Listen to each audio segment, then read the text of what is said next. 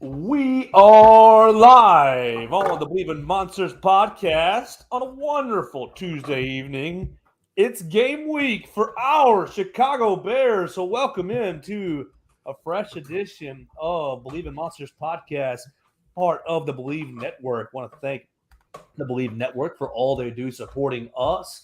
And wanted to just let you know you can find us on the Twitter machine at BIM_pod and on Facebook at Believe in Monsters Podcast. We're going to have a fun show tonight talking about the San Francisco 49ers as they come into the Windy City for week number 1. We'll also spend a brief little moment talking about Ted Phillips as he's announced essentially his resignation, retiring from the Chicago Bears from his longtime role. And we might touch on Arlington Heights. There's a small little computer rendering, new grass on the field, and just a little bit of talk about Ryan Poles, what all he's done in the 6-7 months that he has had the job as general manager. So we're going to have a fun show. I want to welcome in my friends and hope that they're doing well tonight. Lucas Berry and Chris Krogman join me. I'm Joe Gaither. Find my friend Lucas Berry at lberry_40 on the Twitter machine and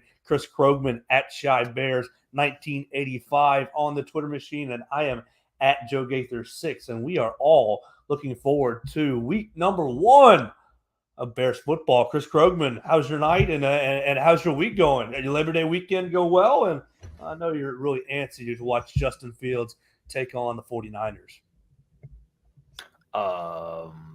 Yes. Weekend was good. Labor Day weekend was good. I took the children's and the wife and mother-in-law and father-in-law camping for a night up out. It doesn't matter.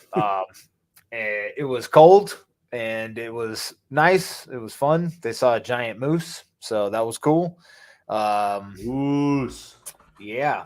So got home Saturday to watch Notre Dame lose to Ohio State. That sucked, but it wasn't as bad as it could have been. So that was good. Yeah, Joe, Bama covered by a shit ton, so I was way off there. And what else did you ask me? Yes, I am so excited to see Justin Fields take on this San Francisco 49ers team. I have 2 friends at work that are 49ers fans.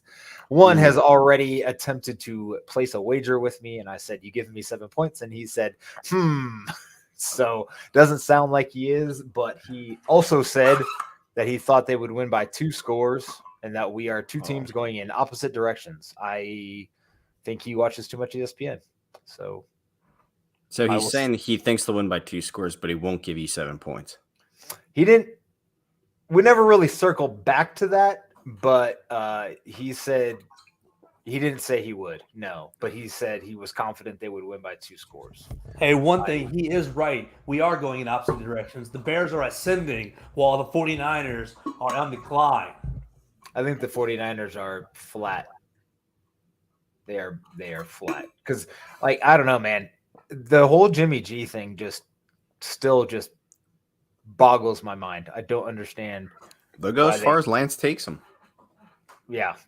That's it. I mean, we know what Jimmy G is. I mean, he can maybe take you there. He'll ride the coattails of the defense, but Trey Lance is the guy that they think will take them over the top. But we'll see.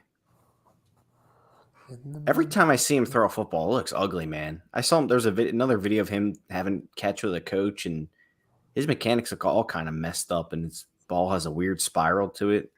Did you see what fans were how fans were trying to defend him? Like he was doing some drill where his hips and feet were pointed one way and he was throwing another way. I was like, you're literally practicing Patrick Mahomes plays now. Like that just seems stupid. Why can't you just complete a pass by pointing your hips and doing your mechanics correctly? Why practice bad mechanics? Yeah, I don't know. Lance is an interesting case. I mean, I really thought he would be the guy the Bears would have because I thought there'd be no way Fields would fall to us, but here we are, and I'm happy with it. So, well, either way, Lucas Berry, we haven't asked you tonight. How are you, my friend? Oh, I am fantastic. I had a nice Labor Day weekend. I bought my first new car this weekend, so that's cool. A new ride. won't be here for a couple months, so can't wait. Was that wait. rendering you sent me like exactly what it'll look like? That black with the red stripe at Yeah. the bottom. That thing's Yeah. sick. Yeah, that's super Yeah, sweet. it's sweet. It is So- not a. It's not a butch lady driver that looks like a real. It looks like a big car. Subaru of New England. You got to have one if you live here. Alrighty. So Joe Gaither, what about you, friend? Oh, I know things are going well. I guess things are mostly pretty steady. Alabama started this weekend, and as you said, covered easily. I was a little pissed. I had to watch that game and couldn't really put my full focus on Utah versus Florida or Notre Dame, Ohio State, any of the good games that were on television. But we're looking forward to a matchup with the Texas Longhorns this weekend, and we'll see. We'll keep the week rolling. Keep the football season rolling. A lot of our high school games are getting moved to Thursday, so it looks like it's going to be a full weekend of working Thursday night, Friday night, Saturday morning, and then watching the Bears on Sunday. Noon this morning for me on a Sunday. So it'll be fun.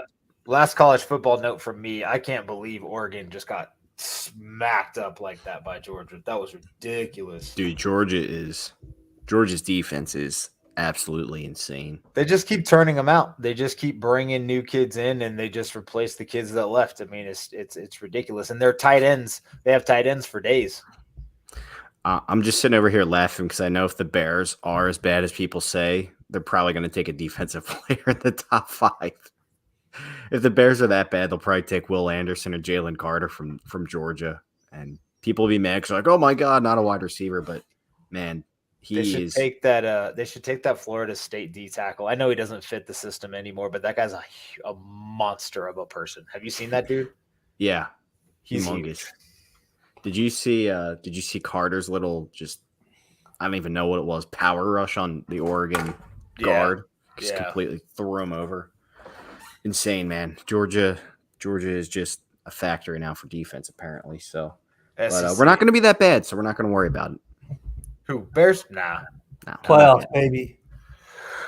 What? Well, Let's. We got to revisit. We're gonna revisit win totals like probably every other week or so, maybe every third. I had 17. Remember, you marked it down. 0-17. I know you had 0-17. Wait, Chris, do you mean like to see if the line changed or just like our own win totals? Our own win totals, just what we said. We'll revisit. We could do it every week. We could do our preseason predictions from week in and week out, or we could just revisit it like once a quarter, like Lovey always like to talk about, win the quarter of the season. Yeah, Which the season doesn't break into quarters anymore, thanks to greed and whatever. Corporate greed. Dirty blood money. So I'm looking right now. The Bears are, if you get them on FanDuel, they're plus 6.5. But if you get them on DraftKings, they're plus 7. So you get the extra half a point if you use DK Sportsbook there. Dude, MGM has plus 7 as well. Take the over. Plus 7 seems like I don't know. FanDuel always, I feel like, tries to sneak in quick ones on people. Some of their lines, a little bit sketchy. It should be. Is it still is it 110 or what is it? If it's 6.5, it should at least be 105. On FanDuel, it's minus 102. Yeah, so that's where they try to make up for it. Because I think 7 is minus 110 or 115 on MGM or DraftKings. My argument to that would be the casual gambler does not really care about that as much as the points. Fair. So like if you're just betting like, I don't know, $20, $10, $50 even, it's just like probably rather have the extra half a point, but yeah, whatever. Casual gambler doesn't know what a unit is. So exactly, you're not nickel and diming the line you're getting. Anyway, how we feeling going into this? I heard we might get some rainy weather, Soldier Field Sunday. Love that. That's what I heard. Low scoring. Is this just going to be a low scoring slugfest like we're accustomed to? Don't really love that, but you're probably right. No, I mean I'm asking. Well, if it's raining and nasty, the issue. I mean, and you brought this up before, and we'll get into the depth chart in a little bit. But you've brought this up in our own little three-way chat here. if the Bears can slow down and or stop the run against the 49ers, then I think the three of us are all feeling really good about the situation. Playing Trey Lance, especially in what looks like it might be a little dirty weather. But if the Bears if the 49ers are able to impose their will and run the football, could be a long afternoon for our Chicago Bears. Yeah, so I'm looking at our forecast right here. Sunday during the 73 day, degrees. cloudy with an occasional rain shower, high of 71, chance of rain 50%. Winds at 10 to 20 miles per hour. Ooh, so, 50% when it comes to rain, like at least here in Denver, that's a guarantee. I mean, that's not even you can count on it. Bank on it. Yeah. There's no maybe. Speaking of that, I think it's so funny. It's like whenever people think of 50% chance of rain, they're probably like thinking, oh, it probably won't rain. But if someone told you had a 50% chance of winning the lottery, you'd be like, oh yeah, I feel great about that. I mean, come down to stopping the run, stop the 49ers run, make Trey Lance throw the ball. Let's see if this second-year quarterback is any good or not. Make him throw it at Jalen Johnson and Kyler Gordon and Eddie Jackson and Jaquan Brisker. I mean, Kyle Shanahan's not an idiot. I can almost guarantee he's going to go after whoever's in the slot / Kyler Gordon all game immediately just to see what they're made of. Who do you think he puts there, Devo? Probably. I mean, Ayuk's supposed to look really good this preseason as well. I haven't seen any of their games from their preseason games, but he's talked up Brandon Ayuk a lot. And, from his rookie season, he was really good. And obviously they still have Kittle. They have Debo.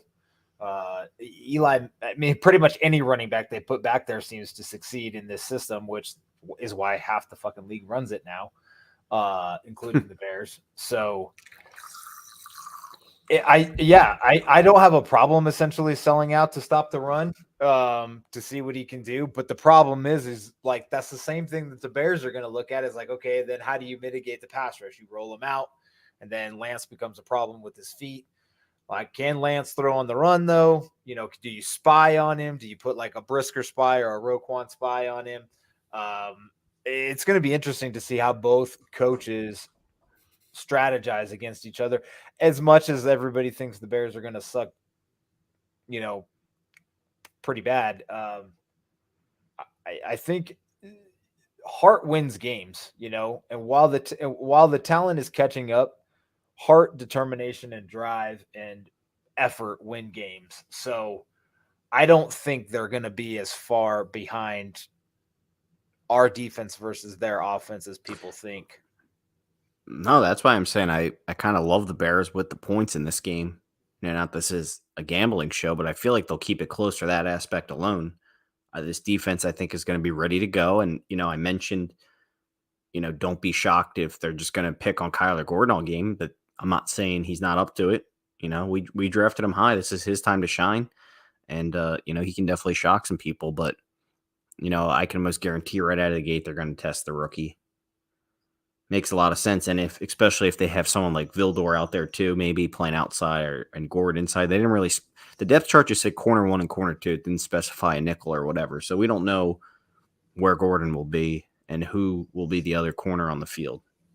So I know we've already kind of put the cart before the horse and shit, and we're out of chronological order by a long shot. But since we're talking rosters and things like that, should we touch on the waiver moves that the Bears made after we talked at length about the 53-man roster last week? It completely got turned on its head with the Bears bringing in 7 or 8 now different players from that 53. Emir Smith-Marset, Alex Leatherwood, Roll Tide, Kingsley Jonathan, Armon Watts, Watts, baby, Sterling Weatherford, Josh Blackwell, and I think that's it. Is that it? I don't even know who Josh Blackwell is. He's one of the undrafted free agents. He's a corner. Joe probably knows what college he went to because Joe knows everything college football. Just No.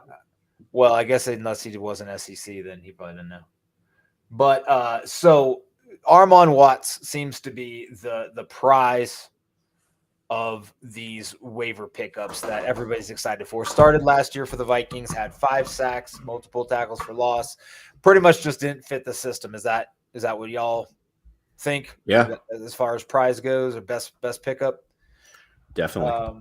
Followed I don't up know. by The wide receiver I thought was pretty good too from the Vikings. Yeah, a lot of people like Emir Smith-Marset, and he actually came out and said, well, I'm not surprised they picked me up. I did torch him last year, which he had a pretty good game against the Bears with like a 44-yard touchdown or 60-yard touchdown, another 40-yard catch, another 20-yard catch. So hopefully he can do that for Justin Fields. That would be great. So also Leatherwood is another interesting pickup. Hopefully, Chris Morgan can get his hands on him and we adjust. thought, I remember talking about that last week, right? We were all just like, no shot we'd pick him up. I mean, well, what I didn't get was I was under the impression that he was going to be paid a lot more money, but it's like $2 million a year. So I don't really know why people got their feathers in a bunch about that. I agree. For 3 years. I was under the impression it was like $6 million a year instead of like $6 million total. $6 million total. Right. Yeah.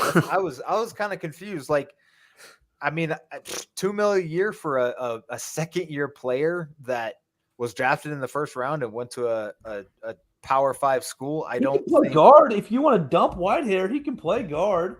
Well, that's kind of I think that's what the plan is. Yeah, that's one of the thoughts is that he could move forward. He's listed right now as the backup right tackle on the depth chart, but who knows? This depth chart has moved a lot. These starting 5 on the offensive line have moved a lot.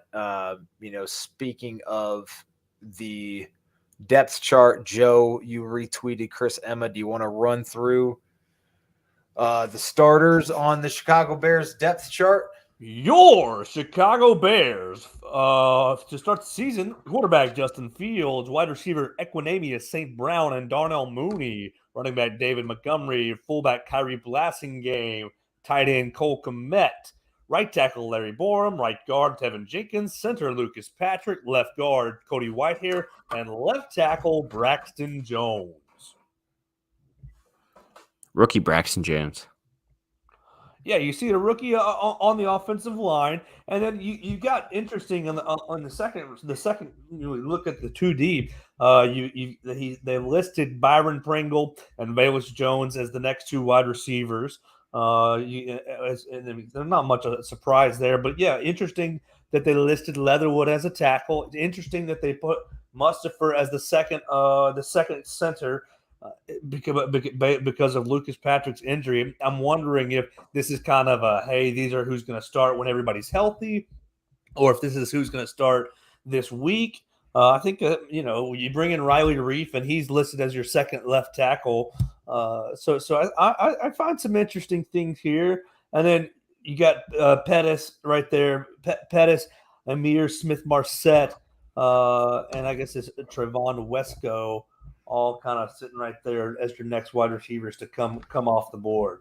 Wesco is a tight end. Wesco is a tight end. He was another one of the pickups. Wesco. That's one I missed.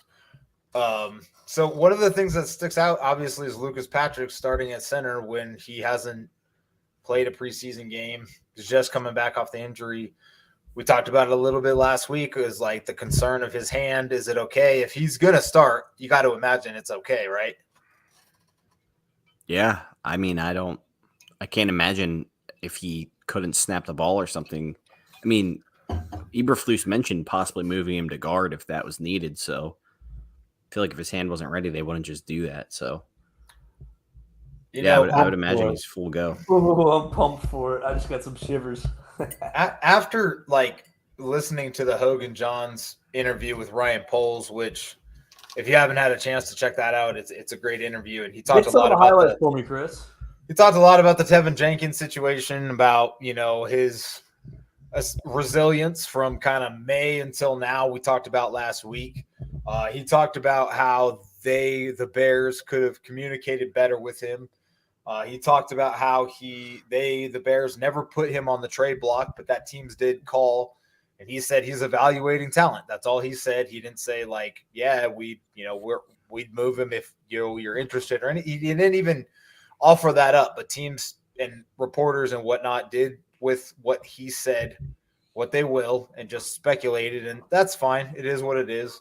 But I do find it interesting that like I feel like they yo-yo this kid. It's not he can't get a firm foundation on what he's doing.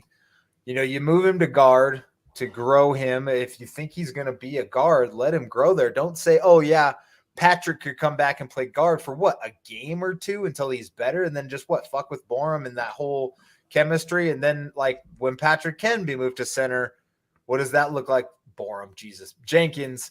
What does that do for him? Do you move him back to guard after not starting for a couple games? Why even say that?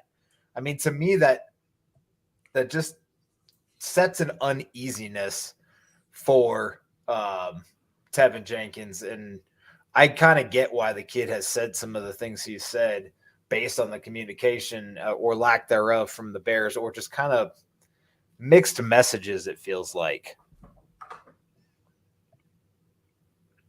Yeah, I agree. Definitely a little bit confusing there. I'm glad Ryan Poles just kind of came out and said that finally, though. I mean, something we kind of touched on last week was just why isn't anyone saying like what exactly is going on? But I think we finally got that. And, it was kind of in a Second Avenue type deal with, him talking to Hogan Johns, but whatever, we'll take it. And, just kind of glad that's resolved. And hopefully we can move forward with Jenkins being a killer right guard, which looks like, he has the potential to be. Yeah, for sure. You always want your second round draft pick to work out. And we all liked the aggressiveness he brings, the bodyguard mentality that he brings to Justin Fields. He can be good somewhere. You don't want to just throw that talent away. So we've already seen it start to mature at guard, and he's only been there for a very, very short period of time. So I hope that they stop yo-yoing him around, because God forbid we see the same kind of shit we've seen from the previous regimes of just plugging people in 50 different places.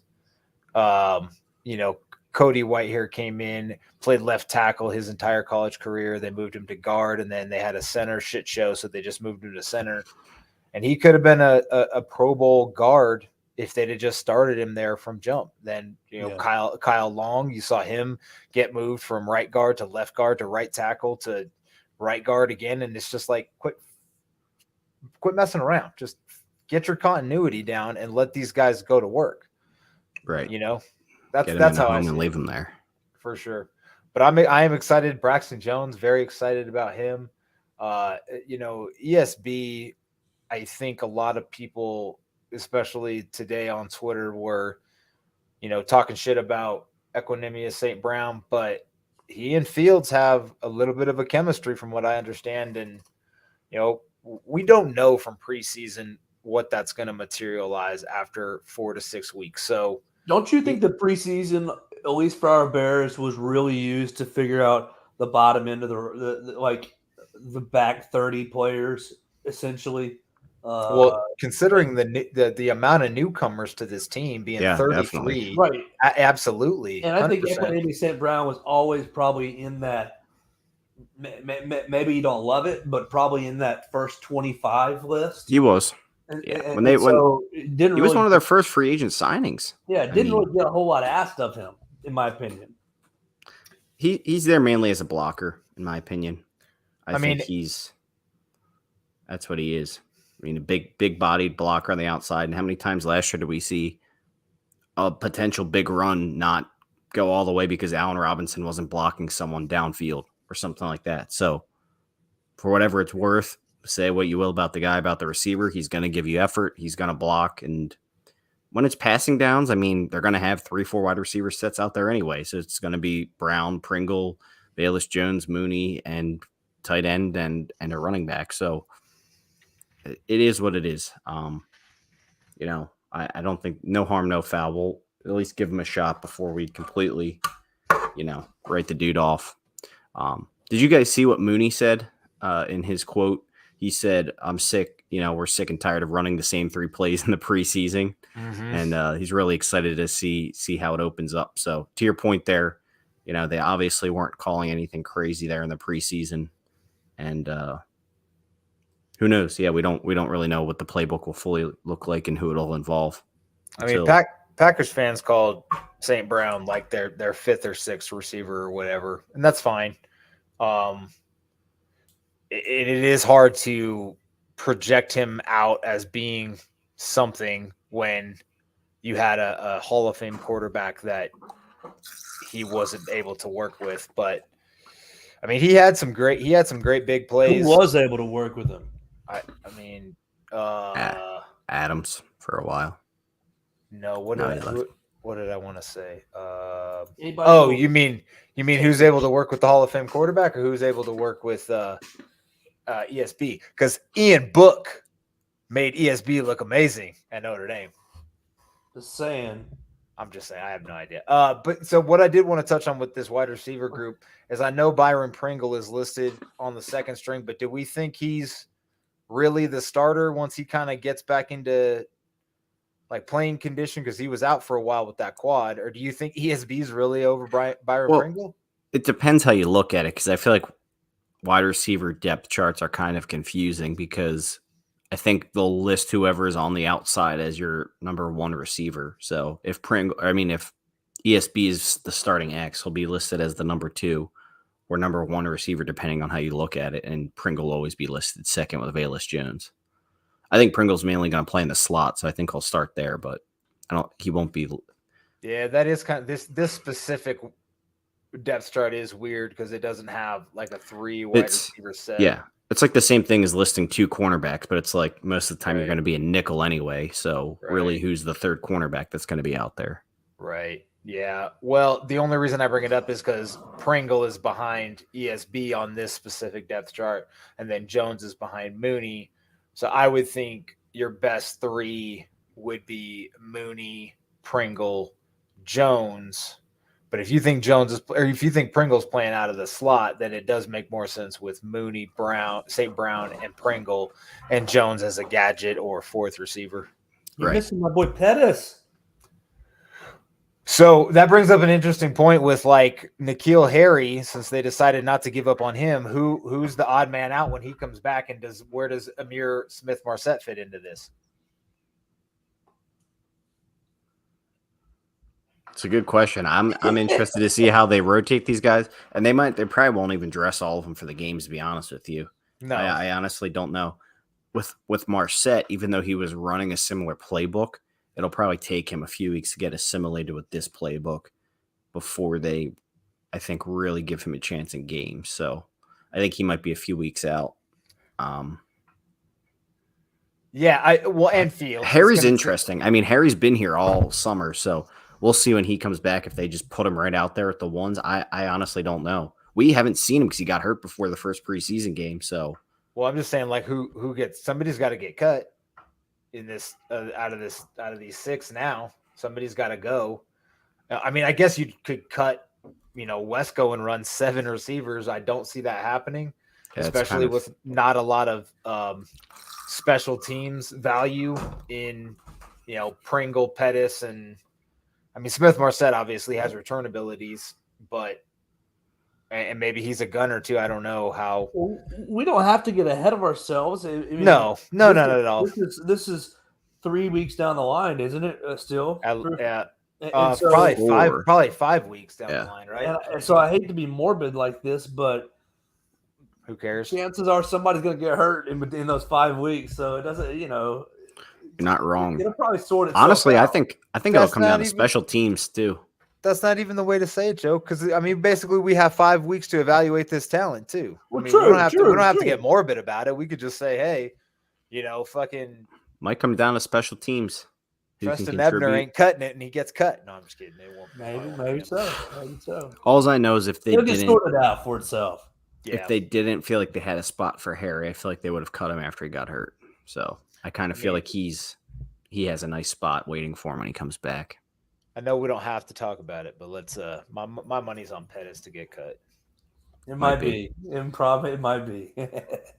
Only because Joe's on his jock right now. Oh, I just like him. I think he's a try hard. I think he's a try hard with some good speed. No, I Hey, like he Pettis. He I did thought well in the looked good. return game too. I think he might get some chances in the return game. Yeah, Like I him. said, thought- I don't know how it's going to be interesting to see how they deploy these guys and who doesn't dress on game day. Yeah, Joe, you're gonna have to take just down to the minute notes on Sunday because Luke and I aren't good enough to cover all that shit. Luke will be blasted, and I'll be dealing with a 6 and 4-year-old. Oh well, all right. I got you. Appreciate you, bro. No problem. No problem. You're That's on what. it. I'll take notes throughout the game. At a kid, you're a champion. You're a true media champion. And if you don't listen to the Tide, you should go listen to Joe's show, Cup of Joe, over there. Let's switch sides of the ball because obviously we're gonna have to stop these 49ers. Defensive end Robert Quinn, D tackle Justin Jones, other D tackle is Angelo Blackson, defensive end Al Quadin Muhammad, linebackers Nicholas Morrow, Roquan Smith, and Matt Adams.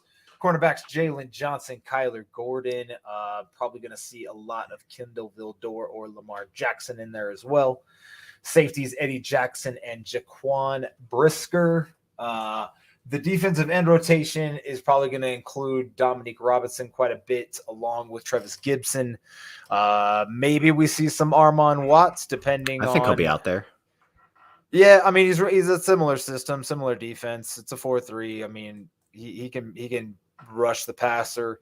Definitely going to see some Mike Pennell Jr.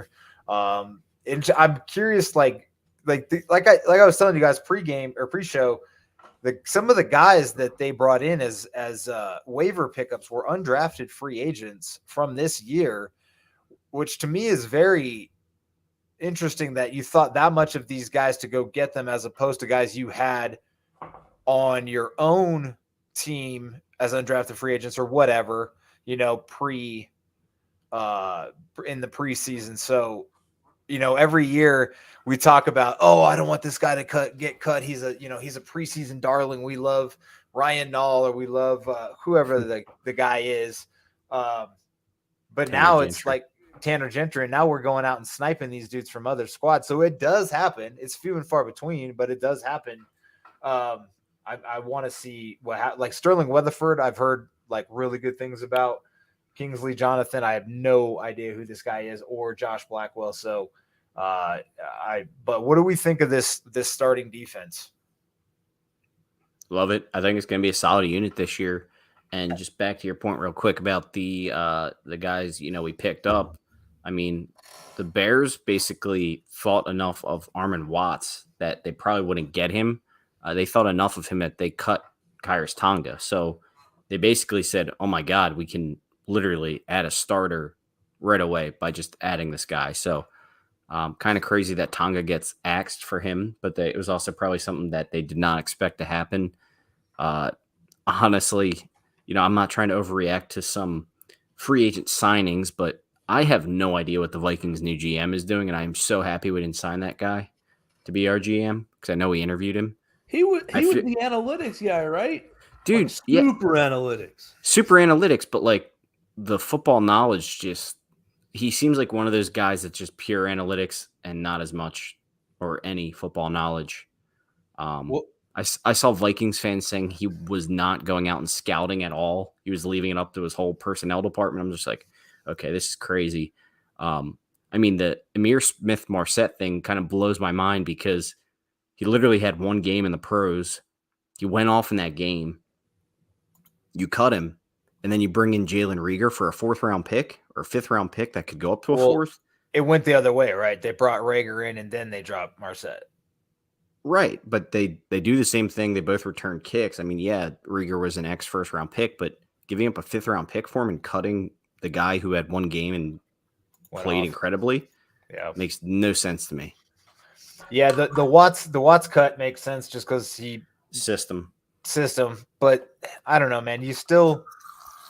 Watts is not a small dude, right? He's like 6'5", or like he's a pretty big guy. Like, why wouldn't you try him at Right. 5 tech if they're switching to a 3-4? You don't think he fits the 3-4 nose tackle? That's fine. So why didn't you try him at 5 before you just? I mean, I guess they probably did. I mean, they probably blew it up because whatever they have. I mean, six sack guys don't grow on trees, especially from the interior. Like that's. I mean, they have Davlin Tomlinson and everybody's favorite former Bear Jonathan Bullard as their He's still in the NFL as their 2-5 techs. That's their starting. I mean, this is their starting. Well, this is their starting depth chart on ESPN. God knows if this is right, but Jonathan Bullard. Wow. Yeah, Florida. See, Joe, I got one. Do you remember? Remember we drafted him and we had Rasheem Green or Kashim Green, that dude from Rutgers. Kasim Green, the linebacker. Yeah. Wasn't that the same draft as? Yeah. What's his name from Florida State? Christian Jones, the dude I was crushing on. Pretty sure that's the same draft class. That was a throwback. Anyway, I don't know. Jonathan Bullard. I haven't heard that name. I had no idea he was still in the NFL. There's a name I haven't heard in a long time. So attacking this Niners offense, we're going to have to stop the run. So I mean, Justin Jones is the kind of guy that is talented but has been hurt. You got Watts, who's coming in, could probably get some reps. Probably third down if I had to guess. Just Justin Jones out, Watts in on 3rd and 5+. Can't Jones rush the passer pretty well? I mean, I would move Blackson out. I can't remember. Justin Jones he's mainly a run stuffer. Yeah. So I feel pretty good about the front four. Nicholas Morrow as a starter and Matt Adams give me nightmares a little bit, if I'm being honest. But you have Cruikshank to match up with Kittle. So I think you could see a lot of big nickel with Cruikshank in there. It's actually a good point. Maybe we won't see as much just regular nickel. Maybe we'll see 3 safety looks instead of 3 cornerback looks this week. Because he is the what do they call him? The tight end neutralizer. Yeah. It's so like you see Gordon and Johnson types for the road lines and Cruikshank types. For sure. We're gonna see if this. So essentially, what I'm getting at is you're gonna have to stop the run and leave these guys like Johnson and Gordon and Cruikshank either on an island with these tough matchups in Debo and Kittle. Ayuk yet to be determined. But I don't hate it. I mean, obviously Kyler Gordon is probably the one that you're the most uncertain about because he's a rookie. But it's also a cover 2-ish scheme or cover 3, rolling cover 3s a lot. So we'll see. I think it's okay. If I had to guess, just pure speculation, I think I feel comfortable with if Jalen Johnson covers Ayuk most of the game, and then Gordon is on Debo with safety help over the top, the Bears might not be in too bad of shape there. And if Cruikshank is actually this incredible tight end stuffer, they could give the 49ers a little bit of trouble. But you got to get them in passing downs. That's going to be the name of the game. Get them to 3rd down, make Lance throw the ball. I think that is the only way the Bears win this game. Well, and I know I talked about Shanahan running in a lot of the NFL running the same system, which Kyle Shanahan has a completely different level of this offense and a much more advanced way to run the ball. He's very creative with how he runs the ball and gets his guys open lanes. So by no means do I think, just stop the outside zone and you're fine. It's not that easy. It's not that easy. No, I don't mean to disregard Kyle Shanahan he's a great offensive coordinator. So obviously they've gotten to the deep into the playoffs under him multiple times, but I don't think this is going to be a 2-score game in favor of the 49ers. Lucas, you touched on the +7. What's the over or what's the over under? 41.5, I think. Oh, gross, man. If we get over that 42 number, I'm down for the under. But I think it is. I still think it's going to be under 41. Especially if it rains, dude. I mean, I could see both teams chewing a lot of clock this game. I was Yeah, for really I indulged pretty hard before last year's 49ers game, but they beat us pretty. It was 31-17. Was that I it? mean, we were there live, man. We were there That's what I mean. live. That- The that's what I Bears mean. were in control of that game for a while, though, until that That Debo was- Samuel play. Like 60, Yeah. 70 yards. It just Yeah, was that draw. It was like ridiculous. 3rd and like 11 too. Yeah, They should have got broke off the whole field, game. man. The Bears Well- played pretty well in that game overall. And that was the Justin Fields red zone run around in circles Yeah, that was great. touchdown run game as well. Terrible play call on that, by the way. That was just an And he awful play almost call. tripped out of his shoes on the snap, but hey, he's got balance. He figured it out. Big weapon in this game will be Trenton Gill and keeping the Niners pinned down in their own zone. No joke. I'm not joking. I love punters. He's gonna cough and kick the crap out of the Niners. And Especially Cairo with that- Santos. You know, the former quick sidebar, the former Notre Dame punter Jay Bramlett was a Tuscaloosa native, transferred to LSU. I have no idea what you're talking about, Joe. What words did you just say? Why? And why? Something What's about the Joe way- Bramlett. Just trying to relate to Krogman a little bit. The Notre Dame punter for the last several years, Jay Bramlett.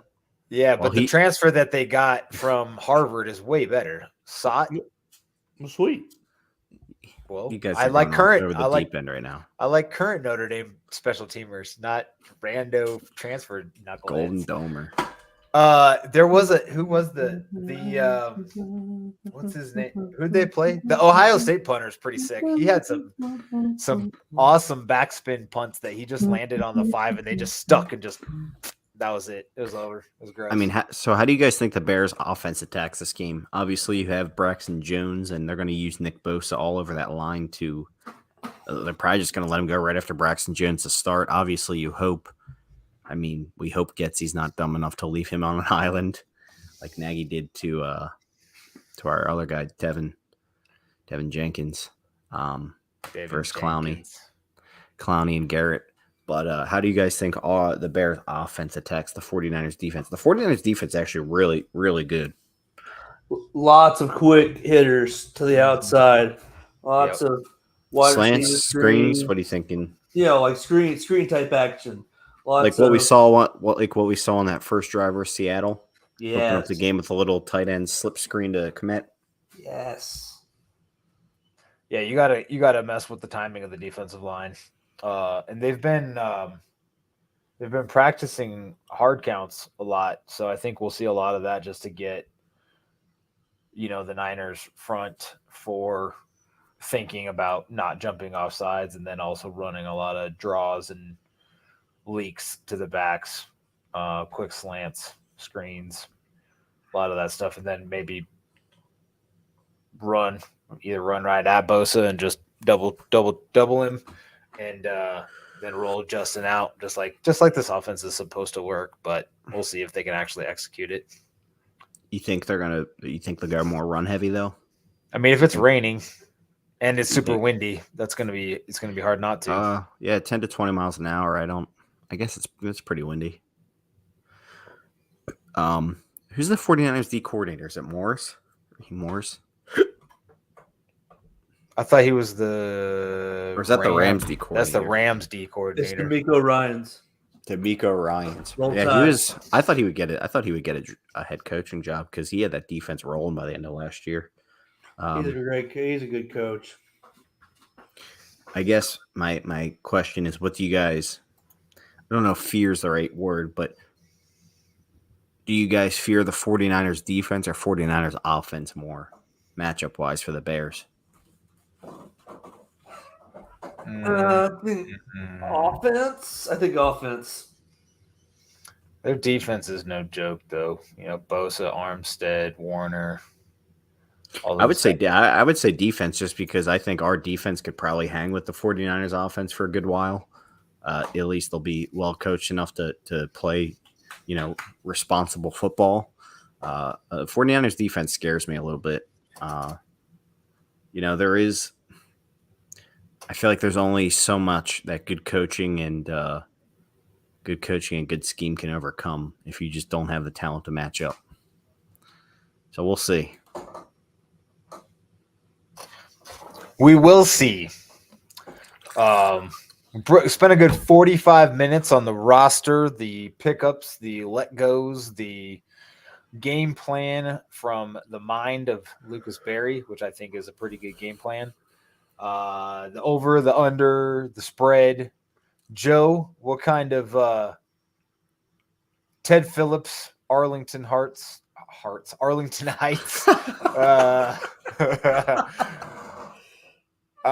Do you want to chitty chat about next, Mr.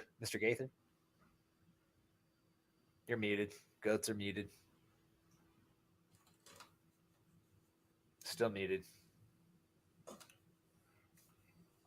Apologies, the cat was using the bathroom. I didn't want everybody to hear the litter box going. We are on StreamYard. Oh. yeah, yes, we are. That was bad dad joke. Bad dad. Hey, that's all good. Here we go. No, I just thought it'd be appropriate to talk about Ted Phillips finally getting out of the Bears system, retiring from his office, from basically being president, CEO. I think it really just signifies the fact that it really is Ryan Poles' team at the moment to kind of do what he wants to do with, and McCaskey's probably going back into a business, really taking over in his business role. I don't know. I know as Bears fans, or at least I'll just speak for myself, I was very happy to see this move happen. I felt like Ted Phillips was more of just like a businessman, not a football guy, and maybe he polluted the waters a little too much in the front office.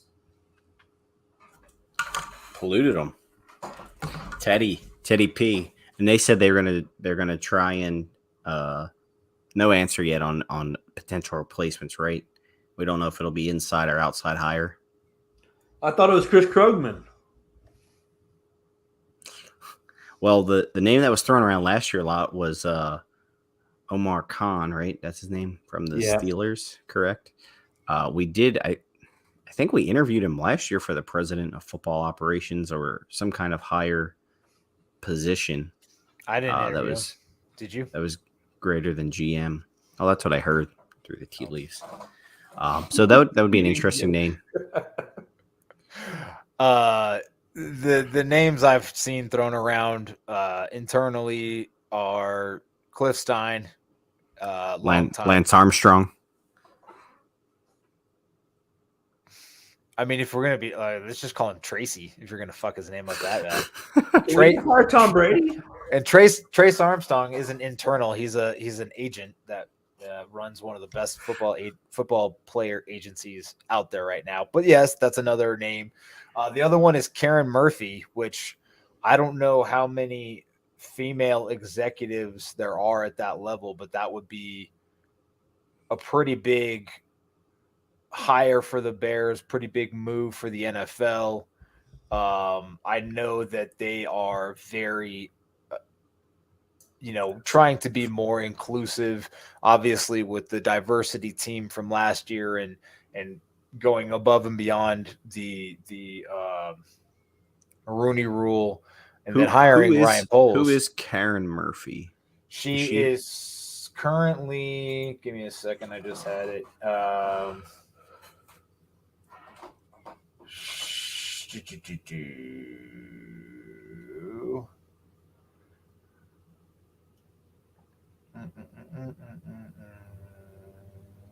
She is the senior vice president and CFO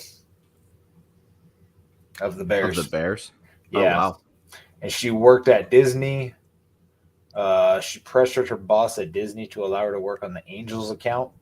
So she does have some baseball. She does have, previous other sport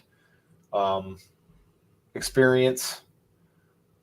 She wants to be a team president. So That would she's be interesting. been in on big projects, launched new departments. She's under 40, which is super interesting. She was on the Chicago Business 40 under 40 in 2006. Never mind, she's not under 40 anymore. Holy shit, that was a long time ago. I missed that year. Whoops, my bad. So 1983. show the last one would be to hire, some former Chiefs executive or Omar Khan. or Omar Khan, or I think Lucas has his mind made up that he wants Omar Khan to be the next. But like, why would Khan do that, and why would the Steelers do that? It's essentially the same position he has right now. Is he No, they running their passed whole- over him for general manager, didn't they? I believe they did. I'm pretty sure right now Khan is in charge of their scouting department or something like that. I thought he was. Yeah, I'm pretty sure they passed over him as general manager this year, but when they were doing the big surge, and that kind of made him He is the upset. general. He's the general manager. They didn't pass over him. But wasn't he the freaking So he was the director of football administration from 11 to 16, vice president of football and business administration from 16 to 21. So maybe that is different. Vice president of football and business administration, not operations. So like, what is he, a glorified secretary? Like, what the fuck is that? I just remember reading his background. He did all kinds of different things in an organization, but I guess one of the problematic things with, I guess, reaching out through another organization would be you already have Ryan Poles in place. Just bringing in a guy like Omar Khan kind of change or make things weird. If you bring in another football guy above him, I guess with someone like Karen Murphy, who probably had a hand in hiring Poles, kind of familiarity there. You kind of just handing over the reins to someone in the organization already who's familiar with Poles and just that familiarity there. I don't know. Do you think? I think potentially going out. Go ahead. I was going to say, do you think potentially going out to like after someone like Omar Khan could be possibly problematic? The thing they set up. Yeah, it could definitely ruffle some feathers. I think. For me, not the easy choice, but the guy I would, Karen Murphy is super intriguing, and I wouldn't hate it. But Cliff Stein is my internal choice if they're staying internally, and he, got essentially demoted under Ryan Pace, and then Poles immediately put him back in charge of negotiating contracts, and he was amazing when he was the contract negotiator for the Bears. Got it, put contracts in place that got us guys like John Tate when he was a front loader that, got us John Tate when he was first signed with the Bears. And that was like one of the first contracts I ever heard of with Cliff Stein. And then he was almost always had all their rookies signed right away. And I understand this year was a little different and you're working in a completely different environment than when Stein used to sign them all really quickly. But I think that's the guy that is would be my internal first choice. But I want to learn more about Karen Murphy because I think that's a great step and another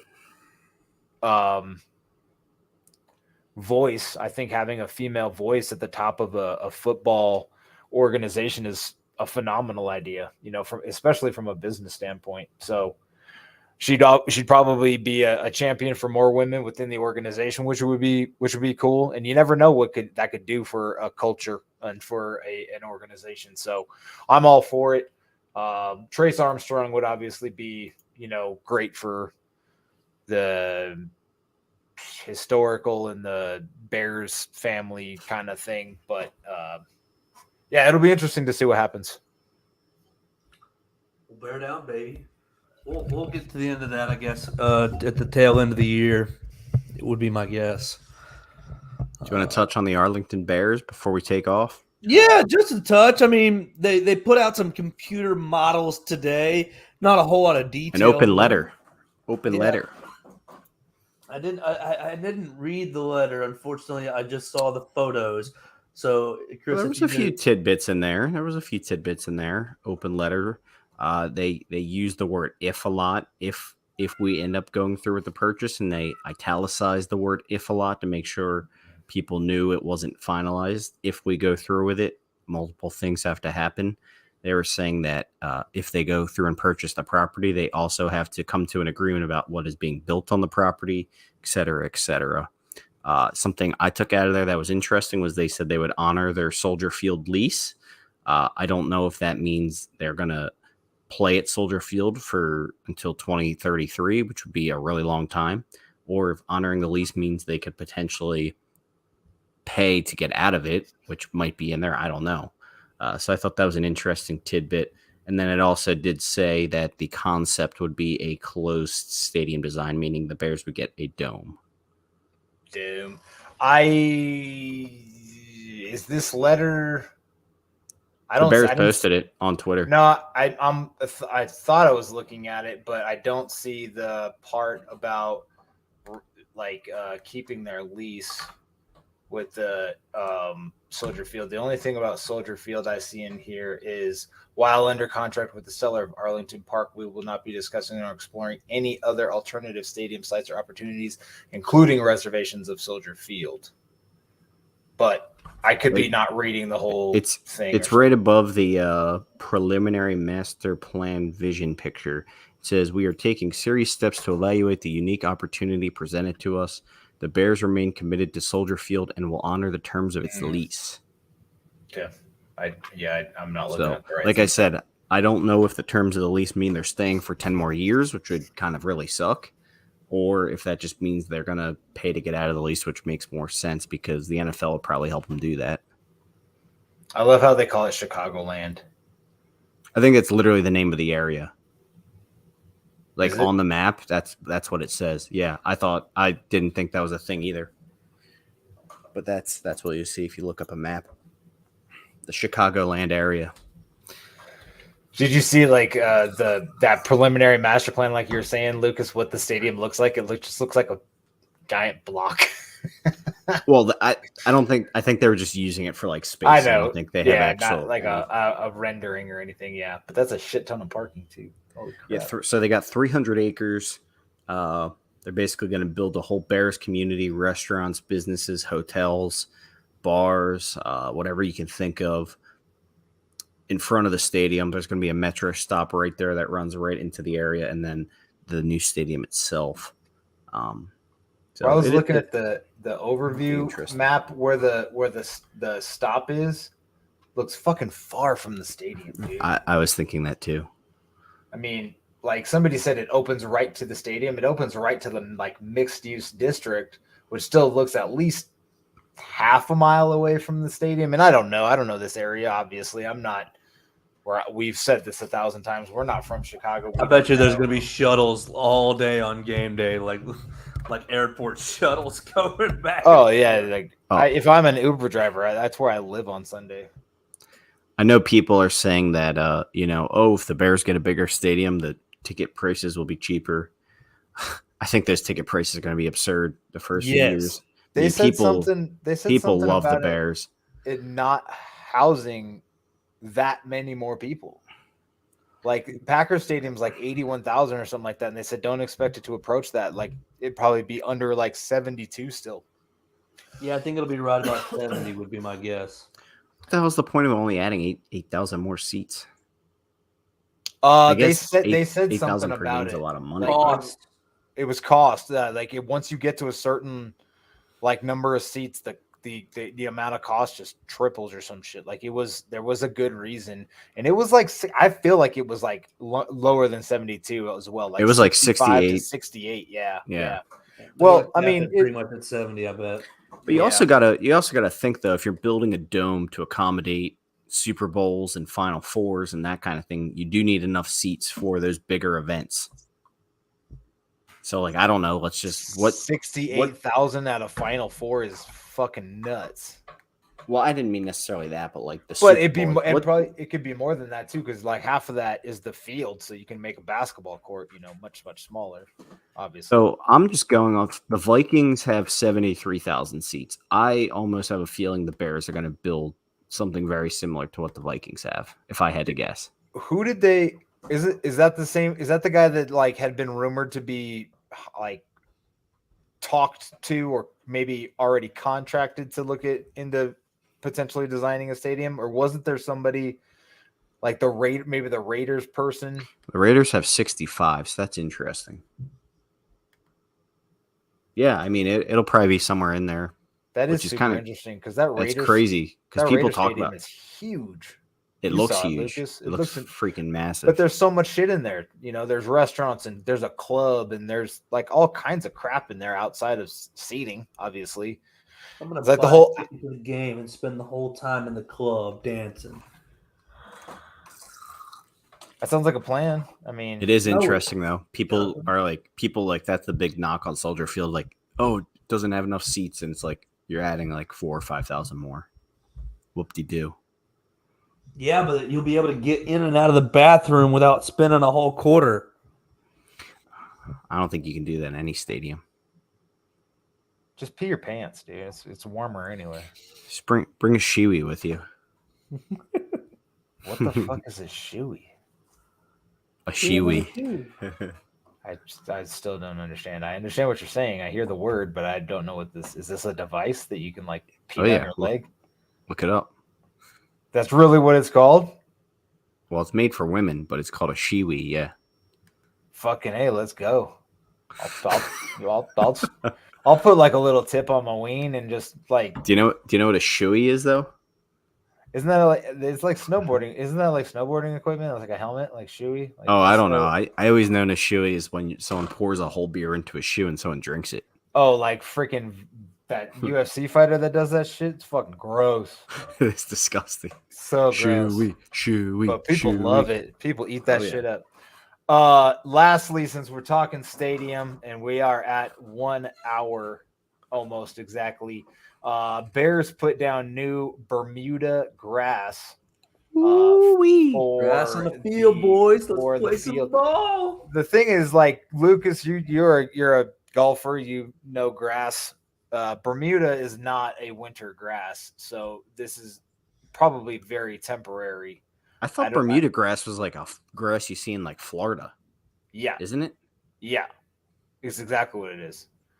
Like you can there's a big PGA stat about people who putt better on Bermuda and the whole Florida part of the tour because it is in Florida. It's all like it's like spongy, like soft. Yeah, I don't understand this, but Do you think they'll have to resod it pretty fuck quickly? yeah, in the like season? fucking like October, November, like October 15th, they're gonna resod this thing again. What's the schedule like? What's our off on where are we? I'll tell you when they're gonna fucking do it. All right, this says Bermuda grass is a cold tolerant warm season grass that will grow as far as North Virginia. In warmer tropical areas, Bermuda grass will remain green all year long. In other areas that drop below 60 degrees Fahrenheit, it will go dormant.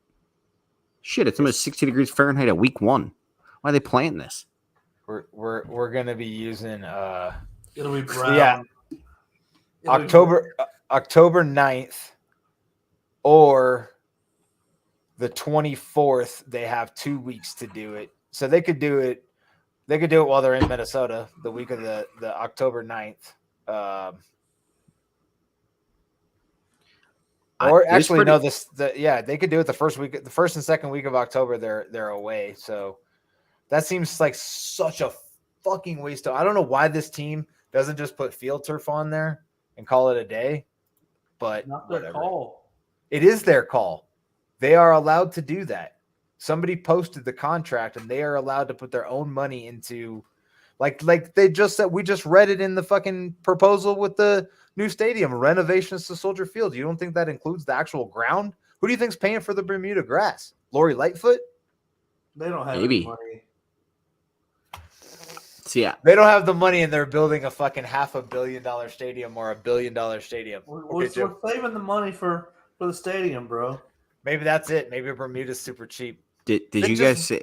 I don't know if this was a real quote. I don't know if it was real or not, but supposedly Lori Lightfoot said that if the Bears move out of Chicago, they would potentially bring another team in to play at Soldier Field. Good luck. Yeah. Who are they going to bring in? The Jaguars. No, they're going to England. Like Colin Dude, wants to go to fuck. England. Fuck that, dude. That is like the biggest home field advantage I've ever seen. Jags in going to- England is unfair. Why? Such a ridiculous flight, dude. Yeah. They're gonna have to come Jaguars. here like a shit ton too. So they're gonna They be at a love it. disadvantage. I don't hate it, but like I despised London ever since that Raiders game. oh fucking don't even talk about that. We don't talk yeah, about that. Yeah. See that'll make you hate London. Well, that's a whole other discussion. But Dude, that game made me regardless, so mad. so mad. They were cruising. All right, boys. So we all Anything take else the to talk win. about? Dude, we're dubbing it up, especially with the points, man. I'm taking the I- points. I already Are you taking the win outright, Luke? No, I'm not. 49ers win. Bears You're- cover. Can I exit him? Can you exit him, Luke? Or No, Chris? we need I to get your can. predictions before the game because we said we're going to hold each other to it every week. So what did Chris, I need a let's- winner, I need a spread cover, and I need an over under. Fuck. Bears win, cover under. Obviously, cover if they're gonna win.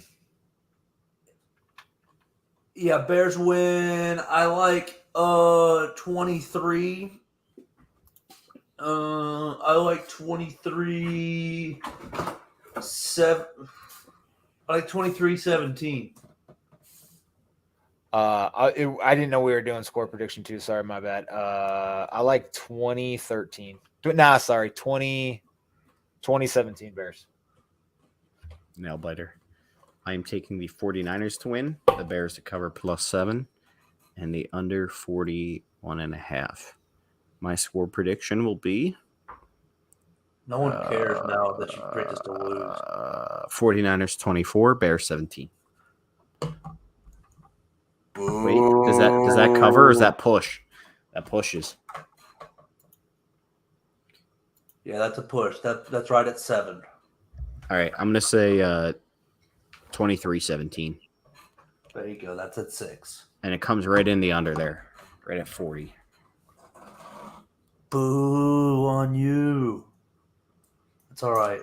I'm giving you my honest prediction, Joe. I know, and we appreciate that. That's why we have you on here, Chris, and I will just be happy. I do We'll think rubber the next Bears. week. I'm not saying there's no chance to win this. I think the Bears absolutely have a shot to win. I think All they right. might need a lucky bounce. So on May 17th, we all had L's. Just throw that out there. So Joe and I have You gotten didn't- You didn't write me down for a loss. bullshit. I didn't. You changed a lot of things. You did start out with your whole 17-0 bullshit, but you ended up 10-7 by the time it was all cut and dry. Lucas, which I spelled your name wrong somehow, was at 8-9, and Joe, you and I were at 10-7, so we are much more optimistic than Luke ass. All right. Well, But we've all gotten more. I think we've all gotten at least a little bit more optimistic. I already have a bet on +7, so I'm definitely taking that, and I might get on the under. I love it. There's a lot of home dogs this week. A lot of them. You got Seattle versus Denver. You got Dallas at home. The Dallas Bears, is a dog. obviously. Who's Dallas playing? The Buccaneers. I think Dallas wins that game. I don't think. Yeah. The Lions are a home dog versus the Eagles. I think that'll be a good game too, honestly. I think the Lions will fight them a little bit. I think the Eagles are for real. I think they're for real too. There's something about home dogs that I think they have some fight in them. Yeah, bet on. man. The Lions. What's funny is we're not much different than the Lions, to be honest, over the last 10 Oh, but they listen, fought last calm year. down. Just wait for me to finish my shit. I can mute you or kick you, fucker. But like, no, I think you're right. They fought last year. I thought they were kind of fun to watch, and Joe talked a lot of shit about Hard Knocks, but I think Campbell's kind of a fun guy. I think he's kind of like he's a gritty son of a bitch, man. I'm So a fun guy. I will say, I think the Lions defense just sucks, though. I think you're nuts, dude. I mean, I think Hutchinson is good. I never said anything about Hutchinson. I think as a whole, their defense will not be good. I thought that linebacker they cut was a terrible pick from jump. Like he was Jared Davis. Yeah, terrible. Fucking middle linebacker from Florida. Are you out of your mind? Bostic. Boombastic. All right, Joe. We'll let you have your moment of glory here. Your man, Money Mitch, was named the starter and a captain. Captain. Let's ride. Let's ride what, the bench?